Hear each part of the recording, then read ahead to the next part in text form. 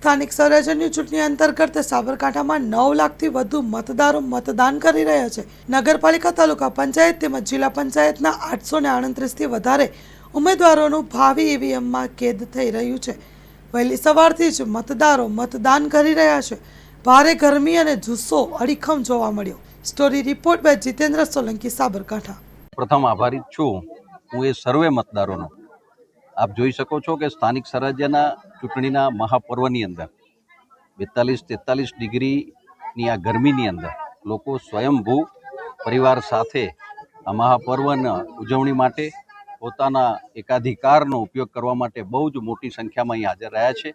અને સ્વાભાવિક નહીં પણ હું નિશ્ચિત રૂપે કહી શકું કે માન્ય વડાપ્રધાન શ્રી નરેન્દ્ર મોદી સાહેબના વિશ્વગુરુ બનવા તરફનો જે માર્ગ છે એ દિશાની અંદર નાના અનેક નગરપાલિકા, તાલુકા પંચાયત, જિલ્લા પંચાયતના કમળોને આપણે ગાંધીનગર અને દિલ્હી સુધી પહોંચાડીએ છીએ। પણ હું સવિશેષ આભાર એ દરેક મતદારોનો, દરેક પરિવારજનોનો એટલા માટે માનીશ કે જેમને આજે આ ધોક ધમતા તાપને પણ નથી જોયો અને આ મહાપર્વની ઉજવણીની અંદર જોડાયા છે। સવિશેષ હું આભારી છું એ સર્વે કાર્યકર્તાઓનો કે ઓછા સમયની અંદર ખૂબ જ મહેનતથી એક ઘરે આપણા વિચારને, ભારતીય જનતા પાર્ટીના વિકાસના વિષયોને લઈને નીકળ્યા છે। અને આ એનું જ પરિણામ છે કે આ દરેક પરિવાર ખૂબ જ મોટી સંખ્યાની અંદર આજે આ પોતાના મતદાનનો ઉપયોગ કરી અને શ્રેષ્ઠતા માટે, રાષ્ટ્રીય માટે પોતાના હકનો ઉપયોગ કરે છે। ખરેખર સૌનો દિલથી આભારી છું।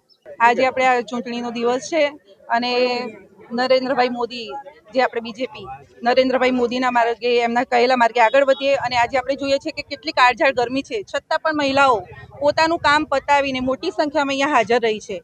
અને મેઇન ઉદ્દેશ એ જ છે કે આપણે મતદાન કરીએ, એક વોટની કિંમત સમજીએ અને મતદાન ખૂબ જ જરૂરી છે। આ બધી મહિલાઓ પણ તમે જોઈ શકો છો કે ભારે સંખ્યામાં હાજર છે અને સંપૂર્ણ રીતે સરસ રીતે મતદાન કર્યું છે। અને હજુ પણ અમે બીજી બધી બહેનોને અને આજુબાજુની જનતાને પ્રોત્સાહિત કરીએ છીએ કે એ પણ આવે અને એક વોટનું મૂલ્ય સમજે અને મતદાન કરે। કયા મુદ્દાને ધ્યાને રાખીને મતદાન કર્યું? મતદાન અમે નરેન્દ્ર મોદીભાઈને આપણે જોઈએ છે કે એમને વિકાસના કેટલાય કાર્યો કર્યા છે, મહિલાઓ માટે પણ સારા એવા કાર્યો કર્યા છે, ઘણી બધી યોજનાઓ મહિલાઓ માટે લાવ્યા છે।